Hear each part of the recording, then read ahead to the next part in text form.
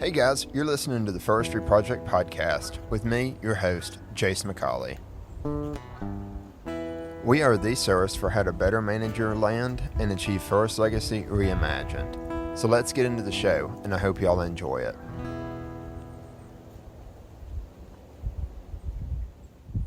Let's get into episode 2 of the Forestry Project podcast. I'm your host, Jace McCauley, and today I want to talk about the Forestry Project slogan, Forest Legacy Reimagined. By the end of the episode, I want you to have a better understanding of what that slogan means, how it makes us think as land managers of how we manage the land, and then how we will give you the tools and information to achieve it on your land. If this is your first time listening to the podcast, thank you very much for deciding to listen to us. If you're curious about the Forestry Project's origin or our mission and vision, I encourage you to listen to episode 1 of the podcast, where I'm kind of talking about what the Forestry Project is. Getting back into Forest Legacy Reimagined, let's first look at what is forest legacy. And I want to define that first because I think that's important to get on a baseline of what landowners are already striving to do on their land. As a master's student, I am studying family forest landowners, and a lot of their responses are that legacy is a value often mentioned when I'm looking at either what I'm currently doing as far as research or what past research has showed us. But when we think about legacy, to me that means something that we're able to pass down. So when we add forest to it, I think of forest land that we're able to pass down to the next generation. And forest legacy is a very important reason for owning and managing your land. A lot of landowners feel that forest legacy, passing it down to the next generation, is very important. And I think that a lot of the listeners would also agree that you want to improve the land and pass it down better than it was originally. But I argue just managing your land and passing it down better is almost the baseline, but that is truly not enough. And that is where the Forest Legacy Reimagined comes from. We're kind of redesigning that Forest Legacy. And what do we mean by Forest Legacy Reimagined? So if you think about Forest Legacy as what we leave behind, Forest Legacy Reimagined is not only the forest, but it's the knowledge of the land and land management that we pass down. So that not only does the next generation have land better than we currently have, but they also have the knowledge to continue to manage it, to improve it further. Now, how do we quantify Forest Legacy Reimagined and define it in a way that landowners are able to use it to achieve the best quality land management that they're able to do on that particular piece of property? And I start with the 4Ws. So when we think about the knowledge aspect of Forest Legacy Reimagined, I kind of go back in time to either grammar or English class in, I can't remember, but it was probably elementary school. And we would read a passage and have to define the who, what, when, where, and why from that reading. And that's how we learned kind of the main idea, the main topic of what we read. So, similar to that, to me, that is the base of getting the main point. Just I shortened it to 4Ws as far as the main point of land management. And it's what, where, when, and why.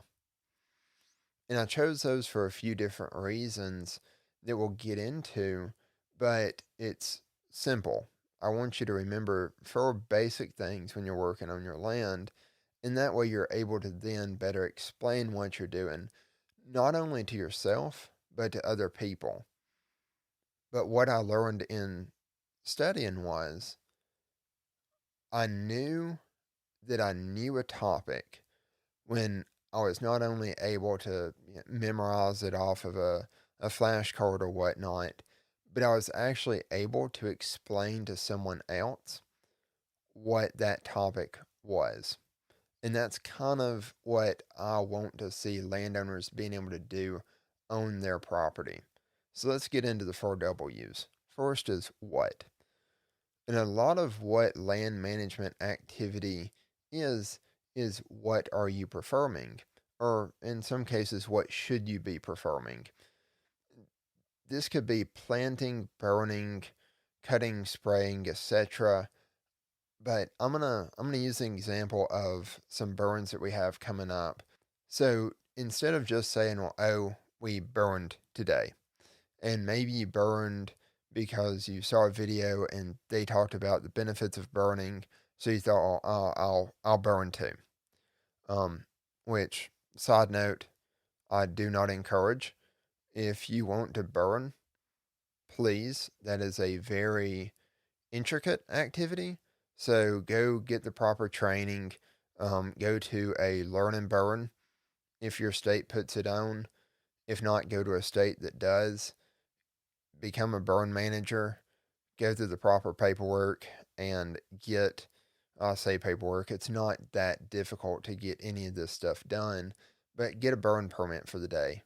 In Alabama, all you need to do is call the Forestry Commission. They have a number that you call, and you're able to get a burn permit for the day.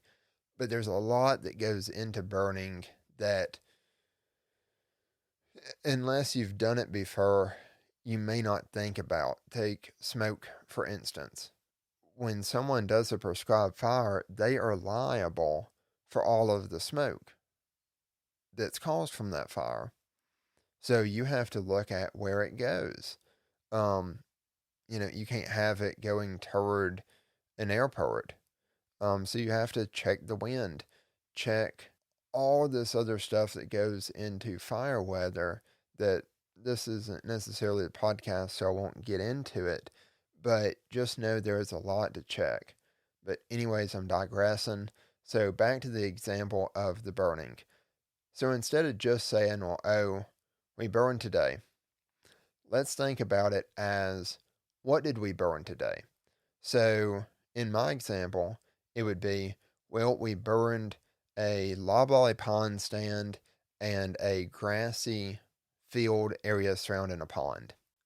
And that gives us a little bit more information about what we burned. So now that we've defined the what, let's define the where.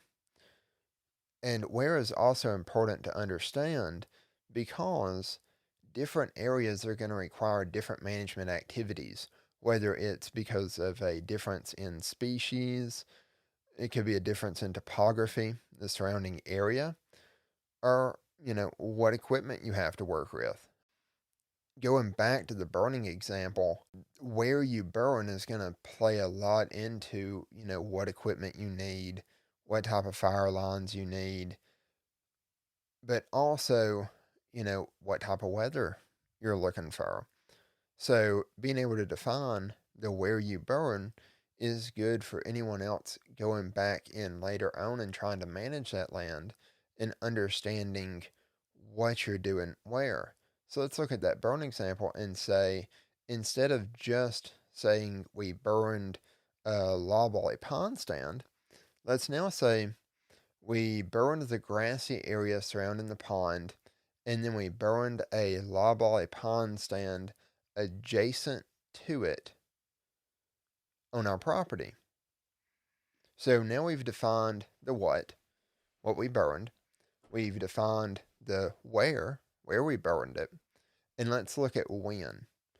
So when you perform a management activity can be very crucial to the outcome, and it is important to understand and explain why you did that when.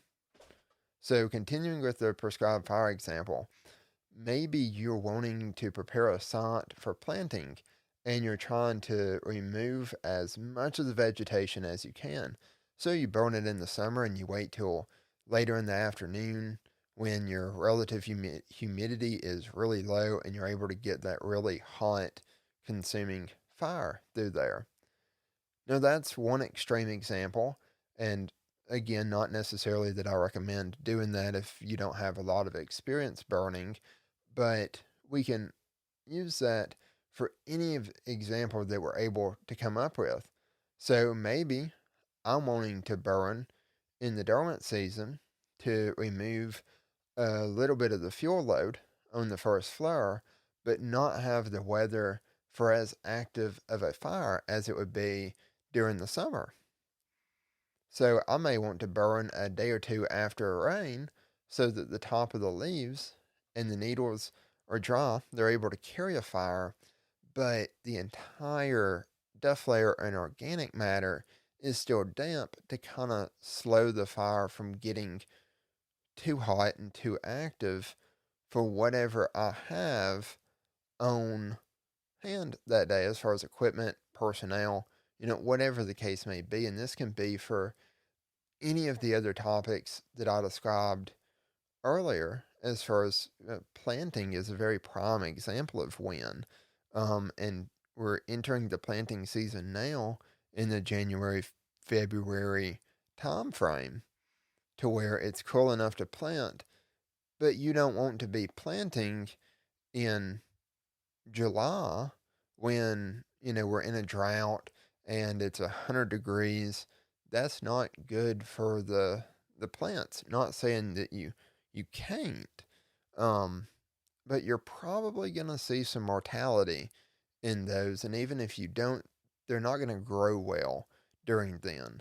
So understanding the when you perform an activity is very important for getting either ready to plan that, ready to implement it, understanding if it's the right time, even if you planned it, to actually go through with whatever management activity you're looking at.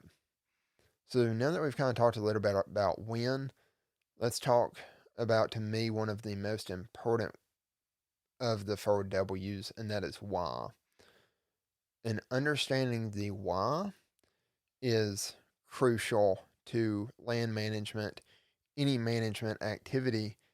And for some, it can be a little bit subjective depending on what you're trying to do, you know, where you're trying to do it at, and when you're trying to do it. But you need to understand the why. So, going back to the burning example, we started off saying we burned a piece of land. Then we explained the what. So, we burned a loblolly pond stand in a grassy field.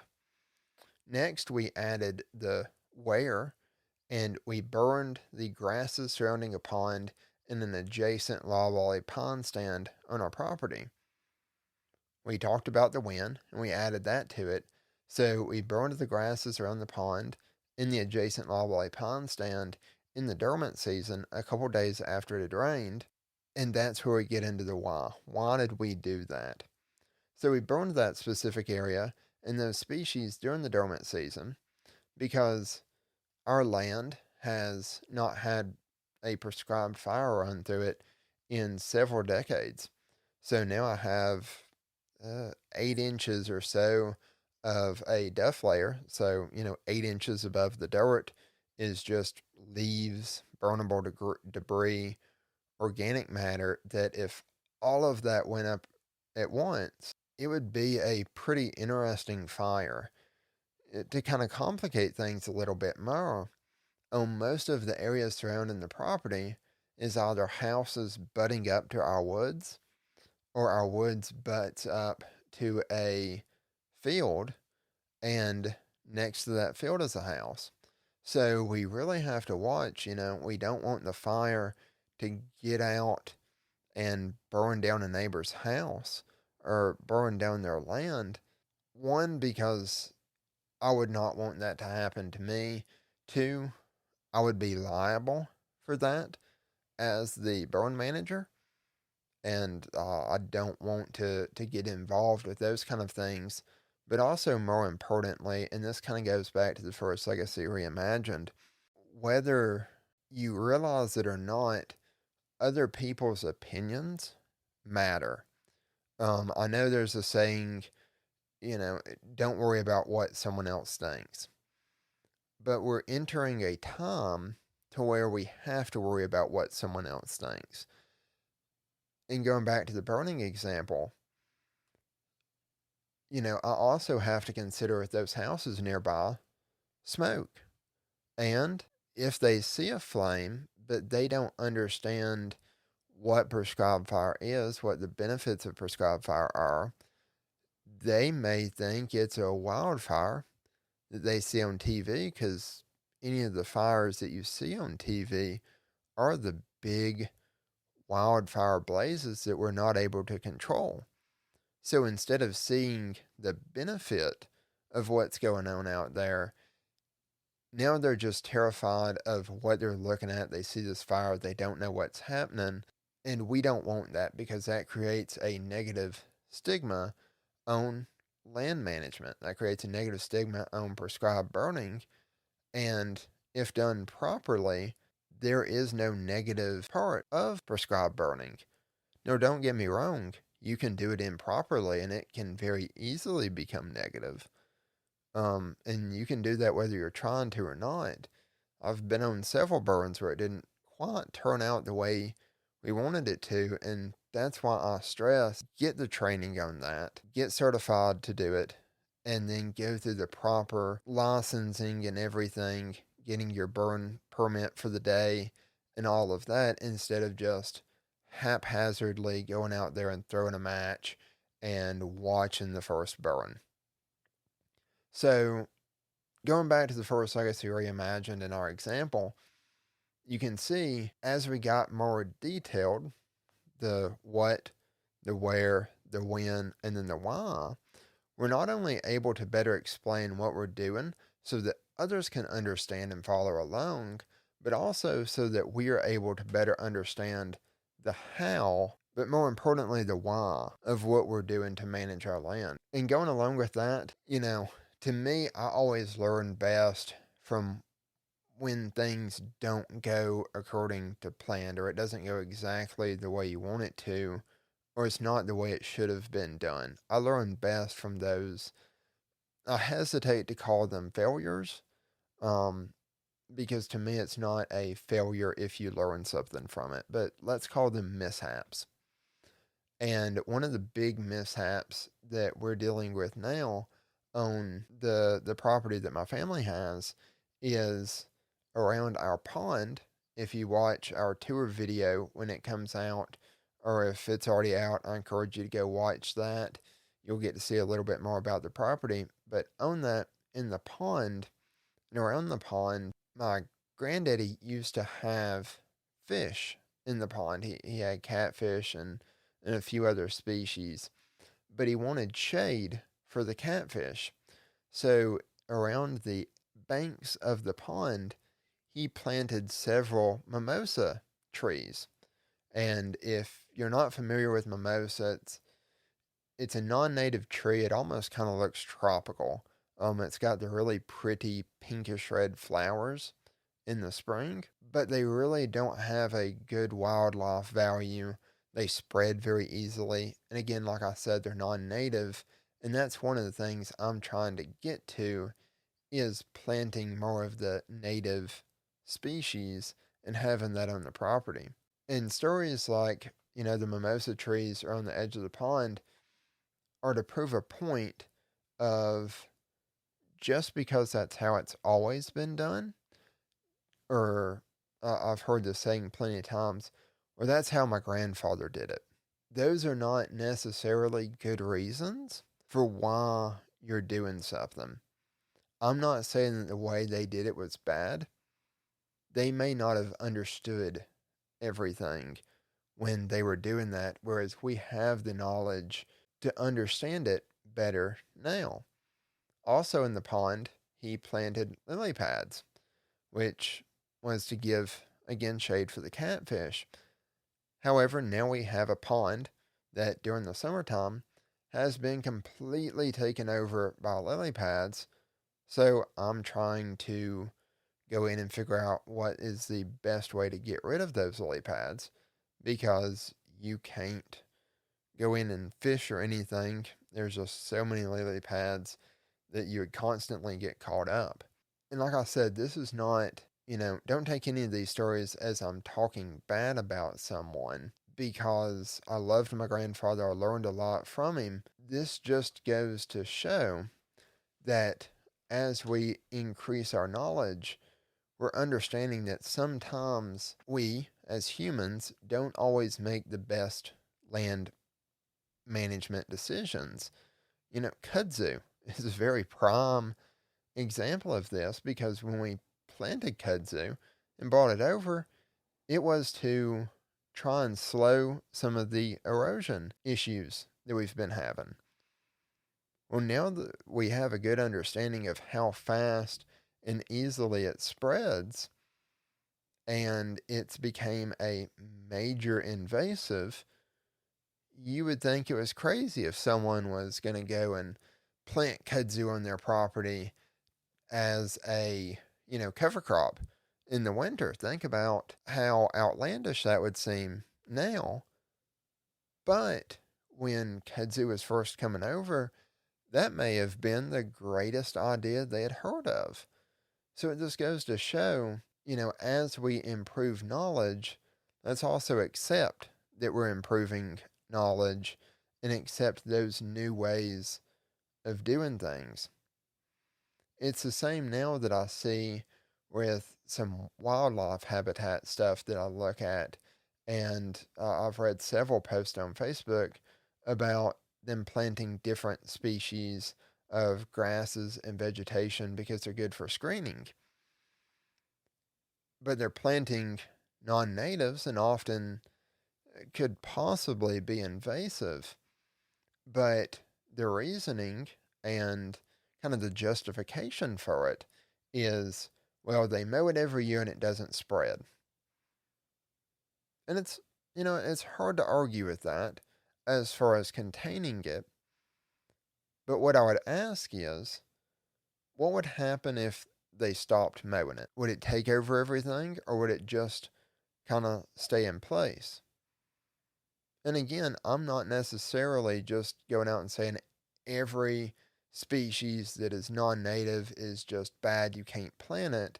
But let's think about it. Think about the why, and think about some of the implications for that before we just go off and do something because that's what we heard, or that's the way someone else did it, and we look up to them. Another wonderful story, and this kind of showcases the win of what you're doing is important. So going back to my grandfather, when I was a young kid, he used to have a garden in their backyard, which is now part of the property that I'm trying to go in and reclaim. But I would go over there and help a lot in the garden during the summertime, doing as much as I could, which, looking back on it now, probably was not that much.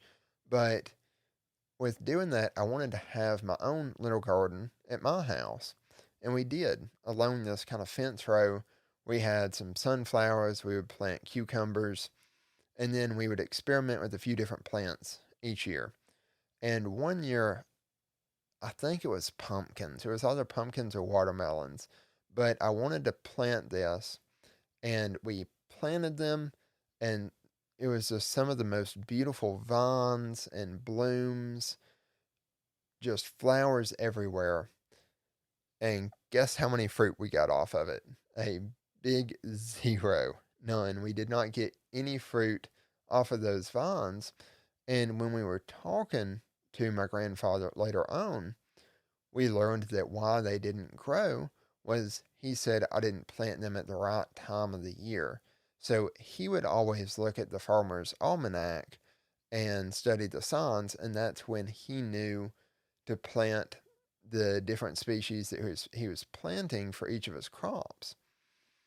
And while these stories are more for a garden, not necessarily forest management specific, but those are the stories that implanted on me the focus of understanding the whys of land management, understanding why you do something, what you put where, where you put those, because even if a plant is native, it may not grow on that side. And then understanding the when. I planted those pumpkins and they looked beautiful, but I didn't plant them at the right time. And in the end, they did not do what I wanted them to do. I did not achieve, my management goal with those. So they help me focus on understanding the why of land management. And what I love about this kind of thinking is, even though it kind of showcases our motto is Forest Legacy Reimagined, but it's not just for forest. It's not just for forest in Alabama or even the Southeast. Forest Legacy Reimagined is a set of principles and a goal that, regardless of what you're managing or where it is the goal to strive for.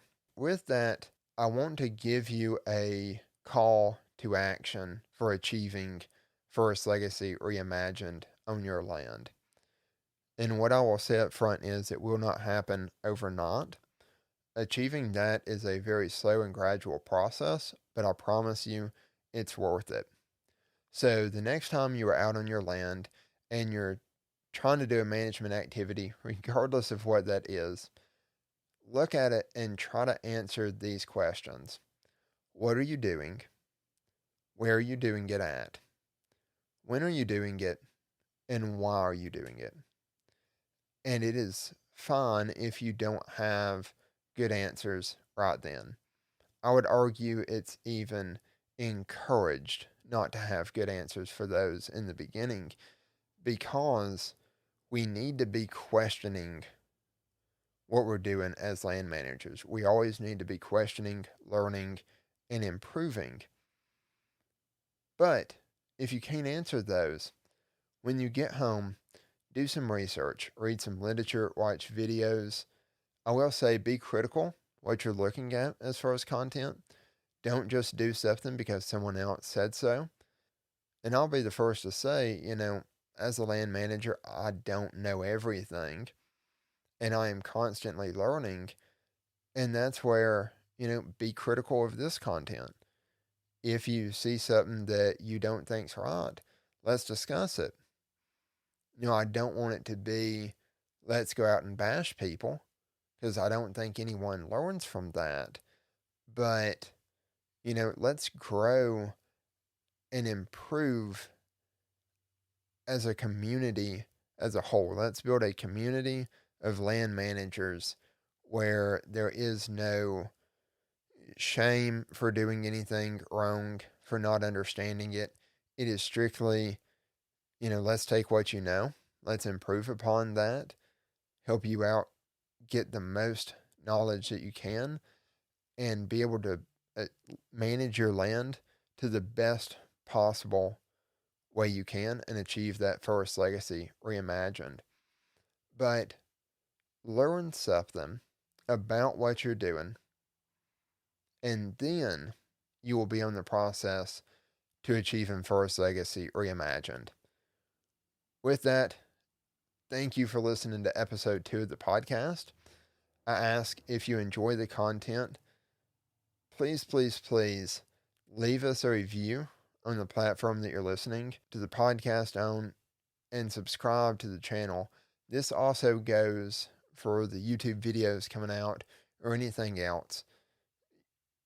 Don't underestimate the amount of power that a like, a comment, or review has on what content that we put out. I'm reading all of that and using those to help improve our content, but also the algorithms on each of these platforms, having that, interaction between the Forestry Project and then the viewers allow us to grow, get bigger on the platforms so that we can bring new guests, produce better content, and we only are able to do that when you interact and help boost us up on those platforms. With that, I'll look forward to getting to talk with you again and bring you the knowledge to improve and enjoy your forest land. I'm Jace McCauley. Thank you for listening. Until next time, happy management and God bless.